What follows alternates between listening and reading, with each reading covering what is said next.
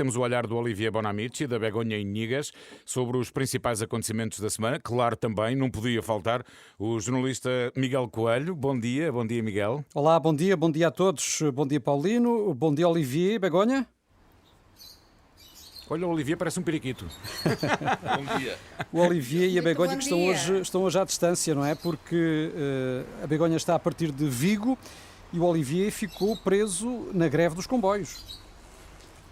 Sim, Miguel, infelizmente não estou a ouvir. Bom, estamos com algumas dificuldades na escuta. O do Olivier não nos está a conseguir ouvir. Vamos tentar resolver o problema para já. Entretanto,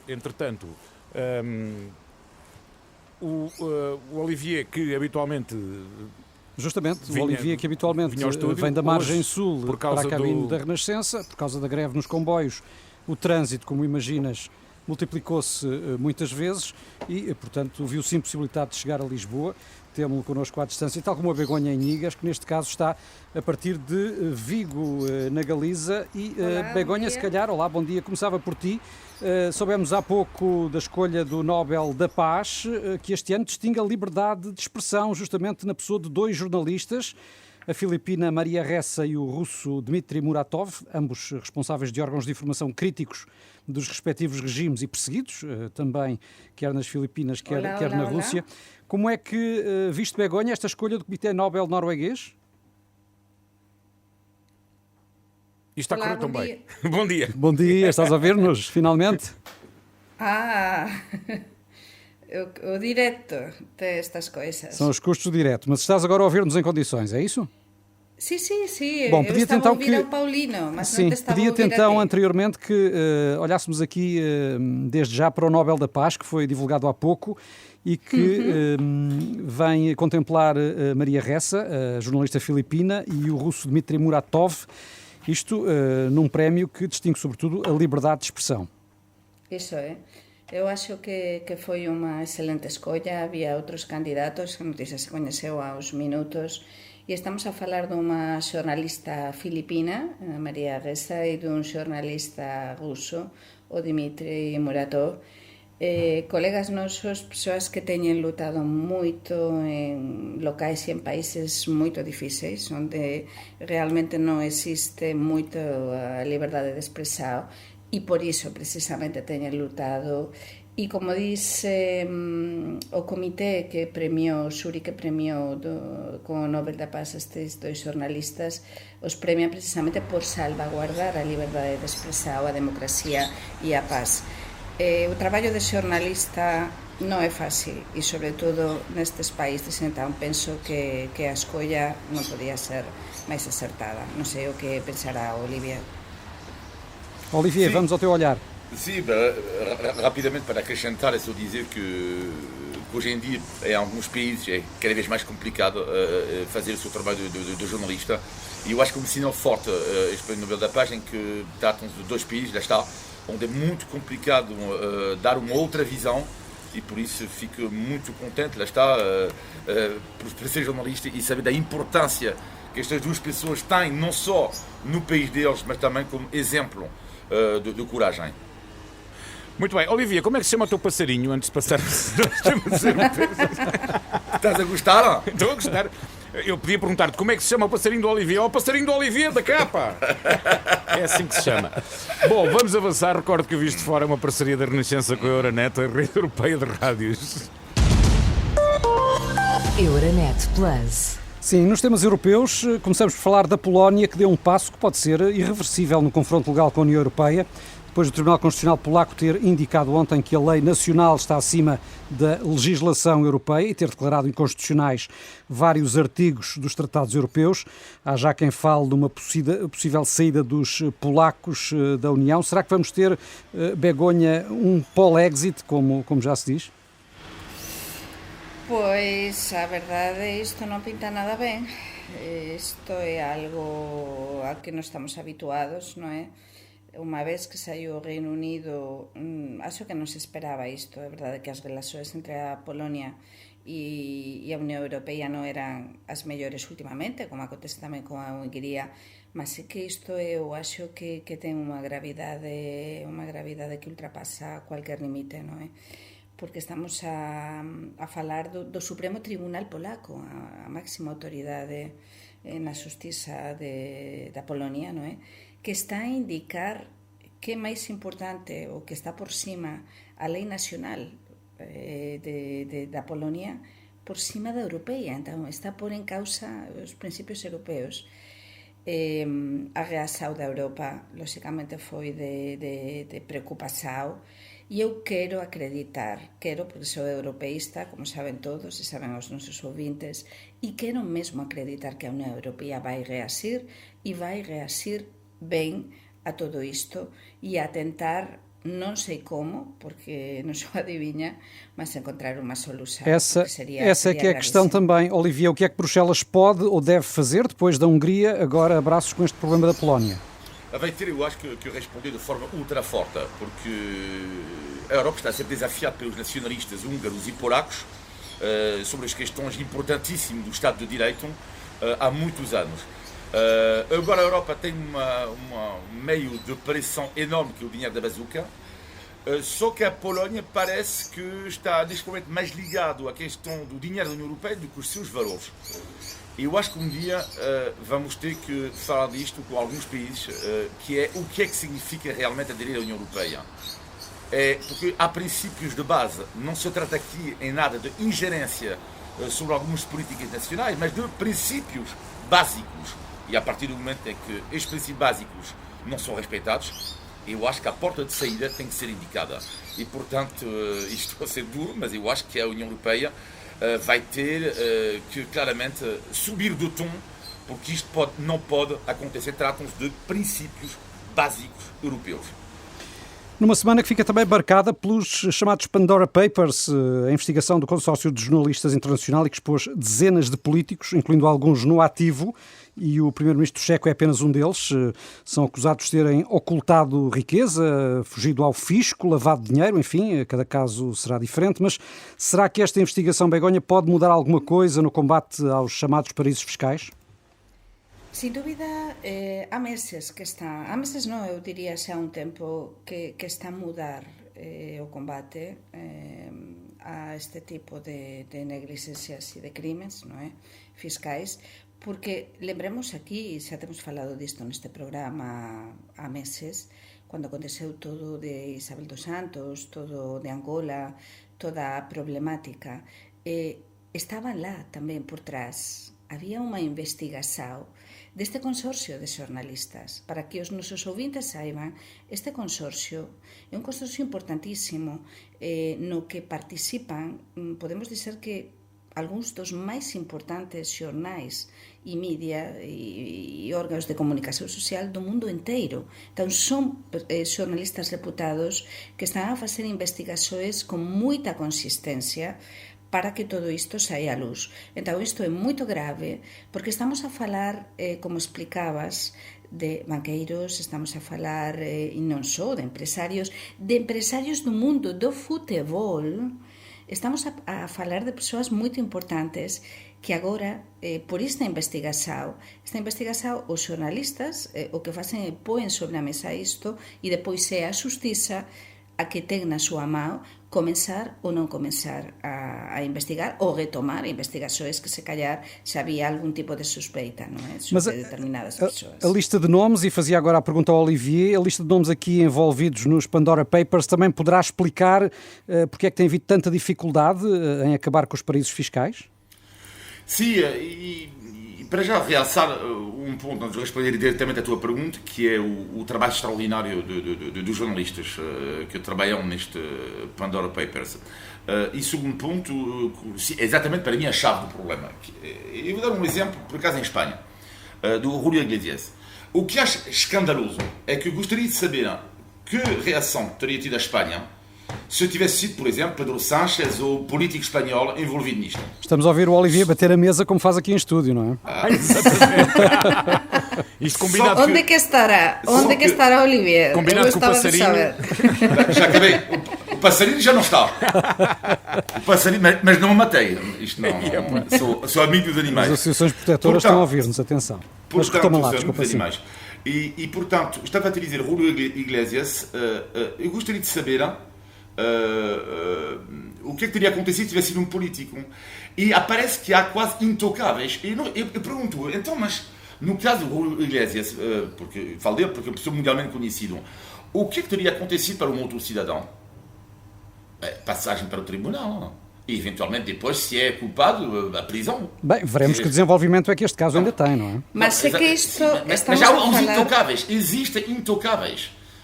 E, sobretudo, quando são ícones nacionais. E isto é que eu acho inacreditável. E enquanto, ao outro lado, vimos pessoas escandalizadas com as corrupções, com os políticos, os empresários e tudo isso. Mas quando são ícones... Em França, o jogador de ténis, por exemplo, não é tão conhecido como Julio Iglesias, mas já está, porque como jogador de ténis fez ganhar a França, as pessoas fecham mais ou menos os olhos, e isto é insuportável. Sim. Mas isto serve Temos para avançar, que non Begoña, fechemos os ollos. Depois a Xustiza ten o seu traballo, mas estamos a falar de arquivos segredos de 14 empresas de advocacia moito importantes de todo o mundo, sociedades de políticos, millonarios, artistas, por exemplo, a amiga do rei emérito, non é? Corina Larsen, estamos a falar de cantantes coñecidísimos, o que nos chamamos en España realmente os papeles de Pandora, non é? Sí. O presidente de Ecuador, es que estamos a falar de persoas con poder imenso, non é? Non só o mundo de futebol. Entón, se são intocáveis ou não, o tempo dirá, não é? Vamos ver. Vamos falar de outro tema muito polémico que veio esta semana no topo da atualidade e que tem a ver também com o desvendar de segredos e a necessidade de não fechar os olhos. Em França foi publicado um relatório que revela centenas de milhares de abusos sexuais contra crianças na Igreja Católica durante décadas, desde 1950. Qual foi o impacto deste relato em França, Olivier? É enorme, é um choque que atravessa toda a sociedade francesa, porque neste relatório, e em Portugal falou-se um pouco de uma outra parte do relatório, que mostra que em França uma criança em cada 10 foi violada. Repito, uma criança em cada 10 foi vítima de abusos sexuais, e não só na igreja. Portanto, o primeiro foco de abuso é a família, e o segundo, neste caso, é a igreja. Portanto, mas voltando à questão da igreja, é um choque total, e falo mesmo por mim, nunca escondi que fui educado por jesuítas, tenho uma ligação muito forte com muitos padres que são pessoas extraordinárias, e quando frequentamos estas pessoas que são ótimas e vemos alguns predadores que abusaram de crianças, é um sentimento de revolta e de vergonha. E ontem é uma frase fortíssima do presidente episcopal em França, e aliás vai ser convocado hoje por Emmanuel Macron, porque ele diz que o segredo de confissão é superior às leis da República Francesa. Quando se trata do islamismo radical, neste caso, de pessoas que consideram que a Sharia é superior às leis da República, os islamistas radicais são criticados, mas já está, após esta revelação, este presidente, e não é a opinião de todos os bispos, não é? Há bispos que discordam, porque algo tem que ser feito. Quer dizer, houve tantas crianças abusadas que algo tem absolutamente que ser feito, e até que ponto, isto é um debate que pode existir, até que ponto o segredo de confissão tem que ser respeitado a partir do momento que está em vida uma criança. Estão em causa crimes desta dimensão. Begoña. Realmente este caso non o coñezo moito, non o teño acompañado, e entón eu prefiro non me manifestar realmente con algo que non coñezo. Bem, mas imagino que em Espanha também teve um impacto noticioso que, nomeadamente, inclusive aqui em Portugal também teve. Transcendem muito as fronteiras de França, a dimensão deste caso. Mas é o que tanto falamos neste programa. Há temas que son máis de ámbito nacional, o tema deste tipo de abusos, da igrexa, todo iso é un tema do que se ten falado ao longo dos últimos anos, mas este caso en concreto en España tamén non se destacou tanto, é un caso máis francés, por tanto digo e repito, tamén non é un caso que eu coñeza, por tanto prefiro non comentar. Ainda queria ouvi-los sobre a pandemia, que parece que está a correr bem agora o desconfinamento, não é? Nestas últimas semanas, ou mesmo já meses, a generalidade dos países europeus, nomeadamente da Europa Ocidental, tem evoluído num sentido muito positivo. Espanha e França já têm um risco considerado baixo de contágios de Covid-19. Em Portugal também a situação parece estar a evoluir nessa direção. É a prova, ao que tudo indica, de que a vacinação de facto resulta. E António Guterres, ouvimos-lo nas últimas horas, uma vez mais, a apelar aos países de todo o mundo, nomeadamente os países mais ricos, para que forneçam vacinas aos mais pobres, uma vez que a atual situação, com uma baixa taxa de vacinação, nomeadamente em África, por exemplo, pode acabar por se virar contra nós, Olivier. Olivier? Perdemos a ligação com o Olivier? Sim, exatamente. Sim, estava a ouvir o microfone. Esta questão da pobreza vai ser um problema cada vez mais importante porque os apoios estão a acabar. E já era um problema grave antes da pandemia e, portanto, toda esta questão Mas da pobreza... Neste caso, a importância da vacinação para os países mais pobres, com Guterres a pedir que os países mais ricos não se esqueçam de que a baixa taxa de vacinação dos mais pobres pode acabar por se virar contra eles. Sim, mas é o egoísmo, Miguel, ele tem toda a razão, ou seja, é o egoísmo que mostrou esta pandemia, um pouco cada um por si, e o António Guterres tem toda a razão, que nunca, porque costumamos dizer, sabemos quando é que uma guerra acaba. Quando a guerra acaba, ela acaba. Mas não sabemos quando é que uma pandemia acaba. E sabemos muito bem que esta pandemia continua, se não há esta distribuição com os países mais pobres, nunca vamos safar disto. E as populações dos países ditos mais ricos, como os nossos, Begonha, estarão mobilizadas também para essa necessidade? Ou seja, será que os cidadãos de um país como Espanha, quando ouvem falar na necessidade de desviar também vacinas para a África, compreendem essa necessidade? Penso que sí, penso que se comprende, penso que neste momento é decisivo precisamente esa solidariedade internacional. De feito, é moito interesante a túa pergunta do discurso de Guterres, porque ten tamén moito a ver co discurso que falaremos depois do presidente da República Portuguesa no 5 de outubro, e ten tamén moito a ver con as organizações internacionais, non é, de solidariedade internacional, que precisamente están a pedir isto, están a pedir esta solidariedade para que os países menos desenvolvidos teñan acceso ás vacinas e que aumente o número de persoas vacinadas. Por que? Nesta semana que temos os dados de Portugal e de España, non é? En España coñecíanse ontem os dados de que estamos agora mesmo con aproximadamente 80% da população vacinada e o Covid, neste momento, a incidencia é de 48% cada 1.000 habitantes. 48% non, 48 casos cada... por 100.000 habitantes nos últimos 14 dias. Por 100.000 habitantes. Portanto, baixou, estamos a falar do índice máis baixo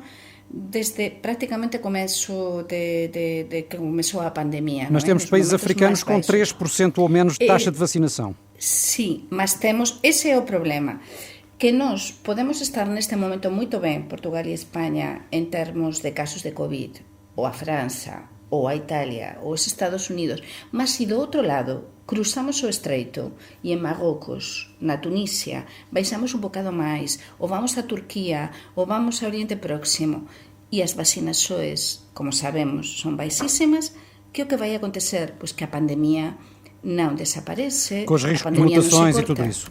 Muito bem, estamos no Visto Fora com o Olivier Bonamici e a Begonha Inigas. Recordo que este programa é uma parceria da Renascença com a Euronet, a rede europeia de rádios. Euronet Plus. E por cá temos hoje mais uma greve nos transportes, neste caso nos comboios, como já aqui relatámos, impediu nomeadamente o Olivier de chegar a tempo ao estúdio, mas tudo isto acontece numa altura em que está em preparação o Orçamento do Estado. Será que, agora que temos o alívio da pandemia, Olivier, é de esperar mais conflitualidade social? Tenho a certeza absoluta disto, porque de facto as pessoas ficaram em casa muitas vezes por causa da pandemia. E depois há notícias que vai haver um crescimento importante que é normal após os momentos que nós vivemos, e às vezes pode existir a sensação que há mais dinheiro para distribuir. Ora, sabemos a grande questão agora que o governo português vai ter que enfrentar, que é a rua vai gritar cada vez mais e, em paralelo, não há dinheiro. E é uma dívida pública que é fortíssima em Portugal. O que vamos ver é se Portugal, pelos vistos, isto é super interessante, tem uma direção contrária à da Espanha. Porque a Espanha, vimos agora a decisão do governo espanhol que vai gastar muito dinheiro. Sim. E sobretudo junto aos mais jovens, com esta medida inacreditável de dar 250 euros, enfim, em função por mês, em função dos rendimentos e tudo isso, mas 250 euros por mês por cada jovem, não é? Que tem poucos rendimentos. Mas, e em paralelo, estamos a ver que em Portugal há mais ortodoxia ao nível do orçamento. Begonha. Sí, exactamente. Acho ben esta comparación que estás a facer, porque mesmo ao mesmo tempo, en vésperas da cimeira luso-española, non é? Temos os dois países, Portugal e España, a preparar o orçamento, estamos na altura, non é? E temos precisamente o anuncio ontem do goberno español dese gasto, desa despesa, dese investimento precisamente para esta axuda aos xovens e, sobre todo, de moita despesa para investimento en xeral, e a metade desa despesa ven dos fundos europeos. E por que explico isto? Porque no caso de Portugal o que estaba a analizar Olivier é mesmo así. Eu acho que se aviciñan moitos protestos en Portugal pelo descontentamento, porque estás a falar dun incremento de 0,9%, por exemplo, no caso da función pública, non é? En Portugal, mas há moitas empresas, estamos a falar da CP, estamos a falar das grandes empresas de transporte, de outras empresas, que realmente os traballadores están en situacións moito complicadas. Sim, e um dos setores que emergem da pandemia justamente a queixar-se de falta de meios é o da saúde. Temos agora este caso do Hospital de Setúbal, mas não só. E aproveitava para te pedir, no fundo, qual é o teu olhar para o que se passa nos hospitais portugueses? A min perguntas? Sí, pois eu te digo que há moito tempo que estou a ver unha situación bastante dramática en xeral na saúde pública e tamén na privada, atenção, porque cada vez há máis persoas que teñen seguros de saúde, quen pode, e que acontece que como está a aumentar tamén moito o número de utentes dentro do que son os seguros de saúde, o atendimento tamén non é o mellor, está a haber moitas filas. E xa nin digamos isto que saiu a luz pública do Hospital de Setúbal, non é? Que o goberno rapidamente teve de anunciar a contratación de máis médicos, mas pelos vistos non chega rápido, correndo, todo a correr, a tentar por soluções a un problema dunha gravidade impresionante, porque acontece en moitos hospitais das grandes cidades e xa nin digamos do interior, non é? Que moitas veces as persoas teñen de se deslocar moitísimos kilómetros para ser atendidos. Um problema crónico na saúde em Portugal, com a pandemia pelo meio, Olivier, mas que pelos vistos não atalhou estes problemas. Não, é um problema estrutural. E a DGS e o CNS, Gouveia e Mel, fizeram um ótimo trabalho no que diz respeito à vacinação, mas não resolveram um problema que era antes da pandemia, que são os problemas estruturais. Apesar dos investimentos que foram sendo anunciados na saúde. Sim, exatamente. Sim, mas é preciso não esquecer, é um pouco como... Está, a tal medida, falava há pouco da medida de Pedro Sánchez em Espanha, sobre 250 euros. Mas isto é uma medida que pode ajudar, claro, os jovens, mas isto não resolve as questões estruturais, ou seja, não é porque tu dás dinheiro, que seja um jovem, ou vais dar mais dinheiro a um hospital, um pouco mais dinheiro ao hospital, tu podes resolver algo na altura, mas é um problema de organização, é um problema estrutural que ainda não foi resolvido por este governo. E tivemos também esta semana o tal alerta de Marcelo Rebelo de Sousa no 5 de outubro para a necessidade de Portugal não perder a oportunidade do desenvolvimento e do combate à pobreza oferecida pela chamada bazuca. Isso é. O que estávamos a dizer é que ten moito a ver, están super articulados e aliñados tanto o Guterres como Marcelo neste tema, porque que son temas que sempre eles acompañaron moito de perto e que son máis necesarios do que nunca de solucionar, porque igual que é estrutural a situación da saúde en Portugal, non é? O que estamos a comentar da falta de médicos nos hospitais, as carencias que há, non é? A nivel logístico e de persoal, temos tamén este problema estrutural da pobreza, mas que a pandemia non fez máis do que incrementar. Portanto, é fundamental neste momento aproveitar este diñeiro da Bazuca Europea, agora que se está a negociar o orçamento, agora que se está a negociar tamén, a negociar non se negociou, mas vai vir o diñeiro de Bruselas. Sí que é moito importante, máis do que nunca, investir para que tentar que cada vez menos persoas estejam nestas situações de desamparo em Portugal. Não estranhaste, Olivier, o tom de Marcelo no 5 de outubro? O Presidente está normalmente habituado a apontar o melhor de Portugal e até a dizer muitas vezes que somos os melhores do mundo. Neste caso, apontou o pior. A desigualdade, a pobreza. Sim, porque eu acho que ele tem noção, neste caso, que é um problema grave e cada vez mais, ou seja, porque lá está, por causa da pandemia, estamos a falar mais da questão da saúde, falamos, é verdade, também um pouco da pobreza, mas sabemos muito bem que esta pandemia, o pior a nível económico e as consequências estão a aparecer mais agora, com o fim do layoff, com menos ajudas para as pessoas, e a partir daí, a partir de agora, estamos a ver as consequências reais, e mesmo assim estamos no início, as consequências reais. Agora, em relação ao que diz o Marcelo, só um pequeno apontamento, eu acho urgente ajudar os pobres, no entanto, não esqueceram que para distribuir o dinheiro é preciso criar riqueza, porque sem riqueza, criar empregos, quando eu digo isto, não há distribuição possível. Portanto, eu acho que é importante, em paralelo, ajudar os pobres, que é uma urgência, mas também criar condições para o país, criar cada vez mais riqueza para que haja cada vez menos pobres. Muito bem, hoje um visto de fora muito peculiar, desde os passarinhos do Olivier. Ouvimos o Olivier escrever, ouvimos o Olivier receber mensagens, a Begonha a falar baixinho como se alguém estivesse a dormir ao lado dela. Mas vamos retomar a normalidade com o índice de Tugalidade. Índice de Tugalidade. Bom, o Olivier e a Begonha têm que nos dizer então o significado de uma expressão tipicamente portuguesa, já que esta semana assinalamos em Portugal mais um aniversário da República e do fim da monarquia. Queremos saber o que é ter o rei na barriga. Ter o rei na barriga será estar muito cheio, ter comido muito bem, ter desfrutado, não? Ter fome. Tem nada a ver. Eu devo dizer-vos que já não tenho espaço para ter o rei na barriga. Não tem espaço. Portanto, tu já emagreciste tanto. É ser gordo. Olha, obrigadinho. Ser ofendido no ar. Sim, senhor. Foi Portugal. Não, vocês estão sobre um passarinho. Estão muito longe. Ter o rei na barriga é uma expressão que usamos para nos referirmos a alguém arrogante ou presunçoso. Aqui, olha, aquele tem o rei na barriga, tem mania que é bom, é o maior. Estão a ver a ideia? Isto porque no tempo da monarquia. Isto porque no tempo da monarquia, quando a rainha engravidava, era tratada com todas as atenções. E, claro, justificadamente, porque tinha mesmo o futuro rei na barriga. Índice